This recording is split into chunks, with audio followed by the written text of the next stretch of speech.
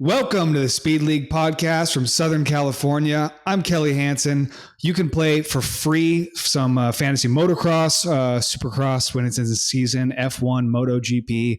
It's all totally free. It's a fun, unique game at speedleaguefantasy.com. Go ahead and check it out. We're going to be talking about our matchups, the most recent fantasy motocross matchup we had from Thunder Valley. I'm here as always with the man, the myth, and the legend, Ryan Berkman. What's up? How's it going, Kelly? I really thoroughly enjoyed that race. There was battles. It was coming down to the end. A lot of times you see like outdoor races, were long and drug out and boring and the winner wins by 14 seconds, but we did not get that at all in like either class. And especially that first 250 race, seeing Yeah. Deegan and like Vial, the like two top guys going head to head last lap, pushing as hard as they can. Racing does not get any better than that, in my opinion. Yeah. The first 250 moto was probably the best race of the whole day. And Deegan, again, being super fast, but with another little mistake and allowing Vial to get close. But then Vial was the one in the end who made the biggest mistake and gave it away and let Deegan get another one. And now, Deegan with 3 overalls in a row, not a perfect season, not winning every single moto, but he's sure doing a good job. Yeah, and like I have Deegan on my team, and I know that like kind of going in, there was some guys. Okay, is like Shimoda gonna rise to the occasion? Is like Vial that like top guy because he won Supercross? And like Deegan's been showing that he's young and he's out for blood and he's taking everyone to the danger zone. But like I'm really excited to see Deegan's future unfold, and how he's gonna kind of mature as like this season goes on and going into Supercross season next year. But I would put my money on like Deegan for sure winning this championship and like most likely winning the like Supercross championship when that comes around here next year. But also Chance Hymas with the ride of his young career. It was crazy to, you know, um, not only see him, do like so well in the first and second race, but then come out Thunder Valley and win the second moto as an undrafted guy in our league. No one gave him any credit, and he's proven all those doubters wrong. Yeah, look, Chance Hymas was ranked outside the top 10 in our rankings. And it does make some sort of sense. He's obviously on the factory Honda team. I believe he trains with the Lawrence brothers. So, you're just with those guys all day getting your ass kicked, but learning from the best. All of a sudden, when you're racing against the top 250 guys, you're kind of in the little pond again after, riding with the Lawrence brothers all week. So, an awesome wire to wire, Moto 2 to end up on the podium for Chance Hymas and get his first moto win. So that was someone that I just picked up that was available in our league. Obviously, if he's available in your league, go get Chance Hymas immediately because it seems like I'm not expecting him to win every moto here, but I think definitely more podiums are on the cards. Yeah, exactly. And like his starts as well. To like have that like confidence off the line going into the first turn, knowing some of those big names. There's no east west here. It's just every top dog there. And for Chance Hymas to, win is just amazing. And I wonder if, he's like one of those guys who's more of a motocross specialist. I know that like some guys kind of gravitate to like one or the other, but I'm curious how he's going to do in like Supercross next season too. If like he's going to kind of maintain this like top tier performance and do like pretty well there. But we will see where he ends up at the end of this motocross. Someone else that I do want to talk about that has been kind of just lingering there in the shadows, who actually did have his like best finish in like Moto 2 of this past race, but that's Joe Shimoda. We had him as one of those top tier guys, Whole Shot King actually picked him up super soon and said, "Oh man, Joe's my guy," and he picked him up before Deegan, actually, which I was kind of glad to see in the draft. But the Whole Shot King with the Shimoda pick, and what's going on with Shimoda? Do you have any idea what like he needs to do to start like showing that he, really deserves to be one of those top guys. Yeah, I mean it's interesting because last season, I mean he is the top finishing 250 rider that's remaining in the 250 class from last season. So yeah, definitely expected more. But I mean, if we go on Speed League right now and click on his name and pull up his recent results chart, I mean Fox Raceway sixth, Hangtown fifth, Thunder Valley fourth. So I mean he's on the right track here, and if this graph continues in a linear fashion, he's on the podium next week. I hope that sort of happens, but yeah, still a little bit underwhelming from Joe. And yeah, I mean, I played against Holeshot King in our league this week. Shimoda's his top 250 rider, and it's not really panning out the way that he wants to. I mean, his team is Shimoda, Beaumare, Jordan Smith, who also is definitely not living up to potential, and then Cody Schock. So, yeah, not super great. Yeah, like someone else that I want to talk about moving down like the list a little bit is like actually someone that you drafted on like your team and then ended up dropping, which was a big name to drop, but you let go of Jordan Smith. And Yeah. he back in Supercross was like at a point fighting for a championship. He was one of the top guys, always there, was a great pickup in like Supercross. But it seems like just like motocross isn't his thing. And actually, I like saw a stat that he has never had a like motocross podium in his entire career. And he's like been around for a while. So it's more than just kind of bad luck or like bad timing. I mean, he really does struggle in the outdoor format. Yeah. And I mean, I dropped him in favor of Chance Hymas, which I think is going to end up playing very, very well. But yeah, I had him and Joey Savacci on my team. I think I talked about this last podcast, and I was debating which one of them to drop in favor of Hymas. And I ended up dropping Smith and hanging on to Savacci. Although I think Smith actually ended up beating Savacci. Savacci cannot catch a damn break to save his life right now. I mean, that is definitely a guy that has more speed than where he's finishing. But yeah, Smith is clearly a supercross specialist. He's worth picking up in your league. If you got a 4-man league, we all do, and everyone's picking up 250 riders, that's 16 total. So clearly Jordan Smith is, a top 16. But as of right now, I mean, where would you predict him? He finished 10th in the last race. I would probably predict him that, if not worse, because he got 13th at Fox Raceway and Hangtown. Yeah, and it's tough. I mean, like he like does make like little mistakes too. It's like not just he like doesn't have flat out speed, he's like making errors. So it's hard to really kind of predict him in that top 10. So I would probably, like you said, I mean, with like 2 11ths in a row, I like Thunder Valley, I would probably predict him 11th, to be honest. But like, that's pretty much all that I want to talk about in the 250s. But I do want to actually do a couple more prediction talk of the guys that we like talked about. So, like, first of all, Hayden Deegan, I like have him on my team. I'm probably gonna predict him second. Just seems like he's like capable of like making small mistakes. He's fast as hell, but a little mistake prone. Sometimes that equals not a second. It's either first or he crashes hard and gets, third or fourth. But I still think that I'm probably going to predict him second. If you were graced with Hayden Deegan on your team, where would you have him predicted? I don't know.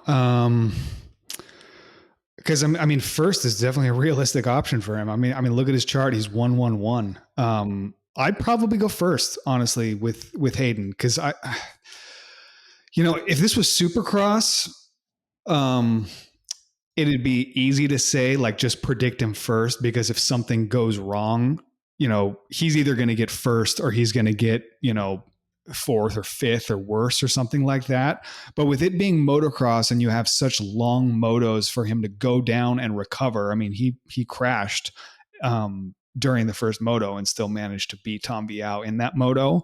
And you have 2 motos to sort of average that out. It makes that logic a little bit harder. So yeah, first or second for Deegan. I probably would just take the plunge and go first because he's got 3 firsts in a row. Fair enough. Also, this guy that I want to hear your like kind of prediction opinion on is Chance Hymas. Obviously got second in this pass race. I personally do think that he is super fast. Motocross is his specialty, but I don't think if I had him on my team, I would predict him on the podium. I would probably go fourth with Chance Hymas. I mean, out of the six finishes, out of the six motos that have happened so far, he's got fourth, three out of the six. It's like 50% of the time. So I'd probably still predict him off the podium in fourth. Yeah, that's exactly where I have him. I predicted him fourth for this last race. Obviously, got second, so lose a little prediction points. For anyone who hasn't played, you're going to get points for someone. Depending on how they finish in the race, you'll get like finish points, and then you're going to get bonus points based on how close you predict them. So a dead on prediction gets you 5 points. So I had him predicted fourth. He ended up getting second. I lose a few prediction points, but I gain points for obviously him finishing better. And I'll probably keep him at 4. I agree with you. I'm not really planning on him getting on the podium. He beat Levi Kitchen this week, which is awesome for Chance Hymas, but I expect Levi Kitchen to come back swinging next week and get himself back on the podium. So I'd keep Hymas in fourth. I've got Levi Kitchen third on my team. Moving on to the 450s, and actually for the first time in Speed League podcast history, I want to lead with Hunter Lawrence as opposed to Jett Lawrence. I think Hunter earned it this week to be the top Lawrence brother. Even though he did end up finishing in second, I was super impressed with him. And not only was he, like making passes, he was like keeping up with Jett. Yes, Jett wasn't 100%, but I mean, if someone who had never watched a like motocross race before watched this past race, I mean, they like wouldn't know which brother had the better record in the past or which brother went 32-0 last season. Hunter has really grown, and like this is his rookie season on a 450 bike for the outdoors. And I feel like since he rode 450 Supercross and his brother did it last year, you like kind of forget that he is a total rookie on this bike, and he is showing up and showing out, freaking battling and like winning motos. I'm super impressed by Hunter. Yeah, so I'm looking at your 450 team right now on Speed League, and you have Sexton and Hunter Lawrence, and I mean, at this point, I'm wondering how we even allowed that to happen in the draft because that's a murderer's row. You've got, Jett, I think will agree is still probably the number one guy right now, but you've got an obvious 2 and 3 at this point. Yes, and speaking of Chase Sexton, Sexton really let me down this week. I mean, actually, me and Kelly made a cheeseburger bet, as we do often, on if we thought that a injured Jett was going to beat Sexton, or if Sexton at 100% was going to stick it to Jett. And I was on Team Sexton. I thought that Sexton had all the momentum after last race, going from Dude, last to after the first. last race, I mean, how underwhelming was this ride from Chase Sexton after watching the shit that he pulled last week? Yeah. Yeah, he went from pushing so hard and like saving everything, staying up, to a crash in each moto. And it just really doesn't make sense to me. And it seems like Sexton almost has an issue with pressure, because I know that, 2 Supercross seasons ago, he like crashed out of the lead. I mean, it seemed like half the races, whenever all that pressure was on his shoulders and he was leading the race, coming down to the checkered flag, he would just biff it by himself. And then now, all the pressure, all the weight, everyone's saying, oh man, Sexton's coming. This is Sexton's championship now. Jett's vulnerable. He just throws it away again. And I know that he has that like dog mentality, but it seems like when he's put to the test, he like doesn't really come through and perform like he should. I don't know. I mean, it's a little bit on and off. Yeah, the first moto he was just kind of looked like he didn't have the pace. And I mean, I'm sure went back to the truck super pissed. It seemed like they kind of did some bike setup things. And it seemed like when he came out in Moto 2, had more, but then he just wasn't patient and went down early trying to get around Hunter, I believe. And then just, that was it for the day and ended with, what is this? 6-5 moto finishes. I mean, 6-5 after the ride that we saw last week. How crazy is that? I mean, to honestly go 3-3 would have been underwhelming after the ride he did last week, but 6-5, yeah, that's sad. But that being said, Thunder Valley, a little bit of a unique place in Denver, really high elevation. There was a lot of talk about, weird bike setups. I mean, even the Honda guys, they were talking a lot about, them having to go back and, set ups and grab parts and stuff from last year in order to make it work for that race.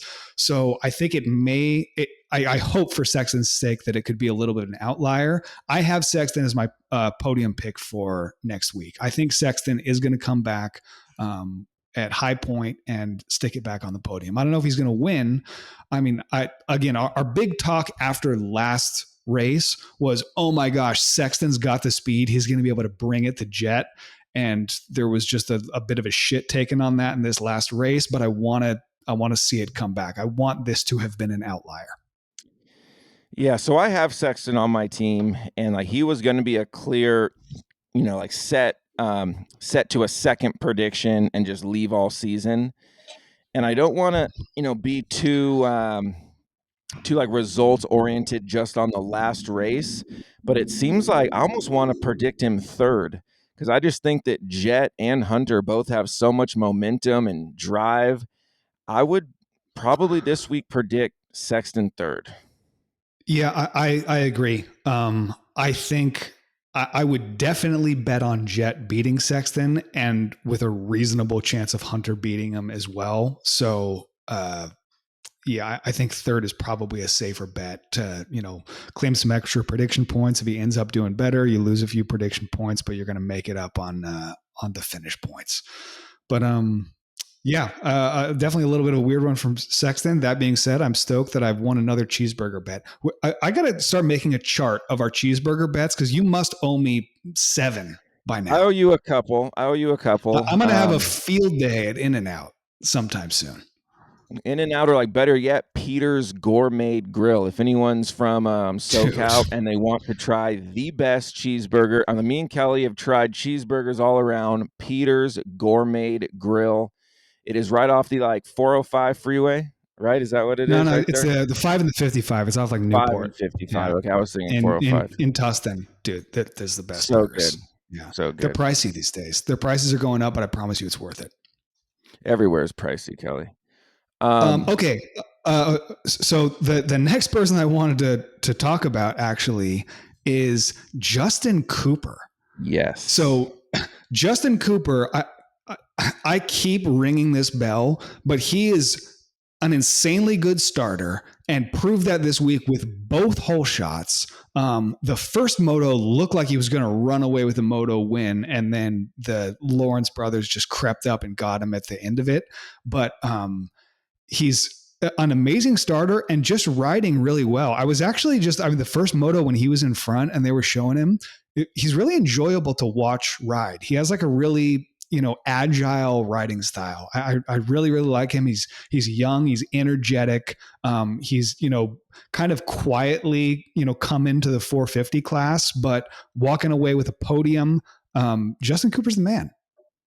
Yeah. And he came away with the podium and his third in points also, which is kind of, something someone might, or no, sorry, fourth in points, but still, that is amazing for someone like Justin Cooper. And for him to come out on the start gate with 40 other guys, 2 motos in a row, and to get whole shot, that is absolutely incredible. He looked great up front.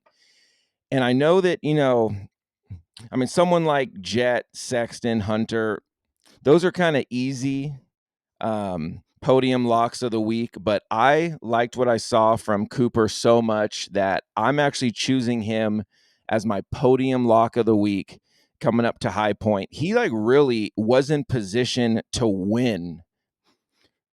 I mean, at least one of those motos. And I know that kind of towards the end, I mean, I don't know if he got a little tired or just, like Hunter and Jett turned it on, but he should have won one of those races. And I feel like if he kind of sits and stews over that for this whole week and he comes out High Point with another strong start, I think he's going to surprise a lot of people.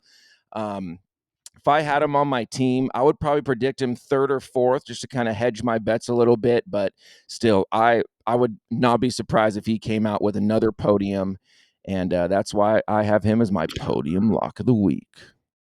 Yeah, I mean, I think I was looking at him as a podium lock. I think it's a little bit optimistic. I mean, definitely could happen.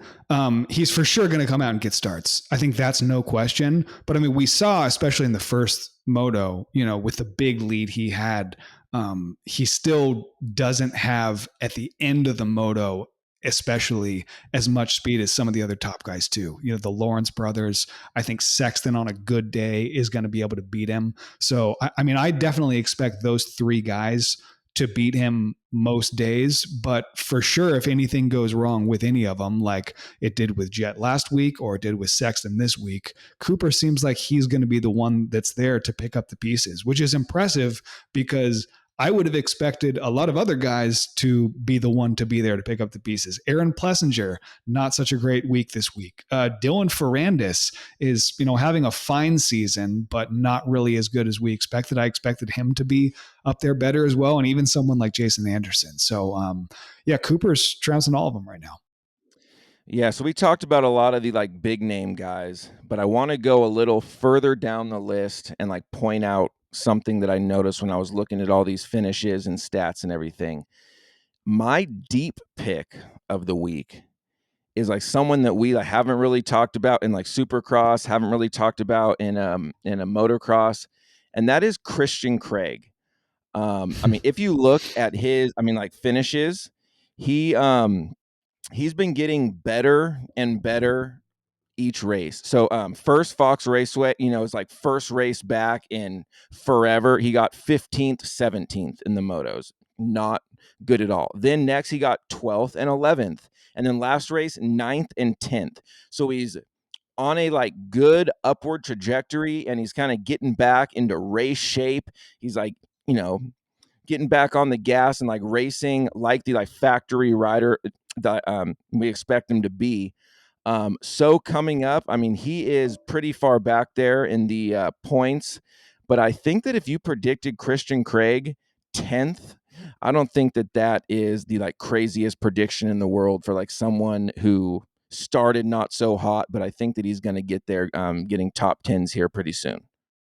Yeah, well, it's for sure not because, his overalls were 10-10 in the last few. So, that should be pretty straightforward. I've got Christian Craig on my team. I had him predicted 11th, the last one, but got a 10th. So, yeah, I've got him stuck at 10th right now. And, to his credit also, he came into this season injured. He missed a little bit of Supercross with an injury and, kind of had his slow start, but he's picking up and picking up steam. That being said, I don't really see him breaking much further up than that. The guys that are ahead of him, right now on Speed League points, he's got Noren ahead of him. He can beat Noren, but Malcolm Stewart, Jason Anderson, Dylan Ferrandis, Justin Barcia, I don't really see Craig beating any of those guys. No, I don't. But if you are the first guy on the, next level, really that's all like Christian Craig can hope for. Obviously he's not going to go like, from handlebar to handlebar with like Jason Anderson or anything like that. But I think that he's right where he like should be. And then if he could, kind of capitalize on like someone making a mistake, I could see him getting, 9th, 8th, 9th, 10th, depending on if he has a good ride or not. So that is my deeper pick. If you have him on your team, don't fret. I think that he's going to be doing everything that he should be. Nice. Well, going back to the 250s for my deeper pick, I'm actually picking Ty Masterpool. Having his getting the opportunity to ride the Monster Energy Pro Circuit Kawasaki team this year, he got a few good starts. in the last couple races and was up at the front. He gets swallowed up a little bit later in the moto, but from the perspective of someone who, thought he was going to be racing a privateer 450 days before the first race and just jumped onto this bike. He's gone 15, 8, and then a 7th at Thunder Valley, which is really, really awesome. I mean, he's literally, you have him substituted in right now. He's technically available in our league. No one has him permanently on their team. So Ty Masterpool is really having a good one. And I expect him to continue to do well. I mean, he absolutely killed it out of nowhere in the 450 class last year, and was planning on being there again before moving to the 250s. So I don't, unless something goes wrong, I don't really see him dropping too far off of these finishes, the 8th, 7th range. So that's probably in the range that I would put him, 8th or 7th. I would say 8th for a prediction if I had Ty Masterpool on my team for this upcoming race. Yeah, and I have him subbed in right now because, like we talked about, I'm still holding on to Seth Hamaker and Cameron McAdoo. I was hoping they were going to be back by This now. is a mistake. I mean, again, hindsight's 2020. I mean, they like friggin' both could have come back race 2, and I would have been a genius, but it's not looking that way. And I'm not seeing any updates on their Instagram or on like anything like that. Racer X, Speed League, no one's posting about it. So I think that this might be the week where I finally make my decision to drop one of them. But I know as soon as I do, they're going to come, oh, back next week. But I mean, it is time that I get Ty Masterpool as a staple on my 250 team. Definitely, it's been rough, and I'm still in first in the league too. So it's crazy that with all my, woes in the like 250 class, it ended up being all right so far. But like definitely Masterpool deserves a spot on like every league, someone's lineup. So it's going to be mine this week, and I'll figure out if I'm going to drop Hamaker or McAdoo, whoever's more hurt. Yeah, I was going to say. I mean, yeah, you're in first, but have been playing this game of keeping these two guys that are out on your roster. In Speed League, you're allowed one substitution per class every single week, so you manage to sub in somebody. This last week it was Ty Masterpool, but you just left Hamaker in, who you knew was not going to finish, and still managed to win, but not by much. I mean, you won 109 to 96 over Scrub and Triples, and you arguably your one matchup you lost this year was because you had done that. So yeah, we talked about this already. If it was me, I definitely wouldn't be playing this game. For sure, not with both of them. Yes, I get it. And I actually have like Tomac still like on my team. And I know that that could be a mistake, but that was actually the last pick of the entire draft. So I would have got one of like the bottom of the barrel guys anyway. So I just kind of, thought, hey, if like Tomac comes back a little early, at least I could have him on my team. That's probably not likely. So I mean, technically I have 3 guys on my team that are injured and like not racing. From the outside looking in, looks completely ridiculous. But again, if like Hamaker and McAdoo came back week 2 and then Tomac came back week 4, I would be a fucking genius and for running away with the league. So I don't know. Sometimes you got to Okay, risk it to I get have a the question biscuit. for you. I have a question Yes. for you. So let's say Tomac came back next week, and First. Tomac comes back. And again, this is Tomac today at his age, and coming back from an injury. So we expect him at whatever point he comes back this season to, he won't have been racing the whole season, just be, fresh and, in the zone like everybody else is who's, up on it. He's been on the couch recovering from injury, finally getting back on the bike and get some laps in, but not at 100%. Where would you expect Tomac to be finishing, compared to the Lawrence brothers, Sexton, even his teammate, Justin Cooper? Let me start by saying this is that we have on all of our teams in our league, we have up to Marshall Welton and Grant Harlan. Okay. And he will for sure beat, I mean, Cullen Park and like Grant Harlan. I have no doubt in my mind. Oh yeah, But he's worth picking up. That's not an argument I'm making here. okay. But I would say that he would probably get top 10, but I'd say probably around the 8th, ninth range. And like he even got 8s and 9s in like Supercross too. It's not like, oh man, like this is coming out of nowhere. I mean, he is on, the back 9 of his career. So I mean, if he came back tomorrow and like started racing, I would probably predict him 9th, depending on how he like qualified.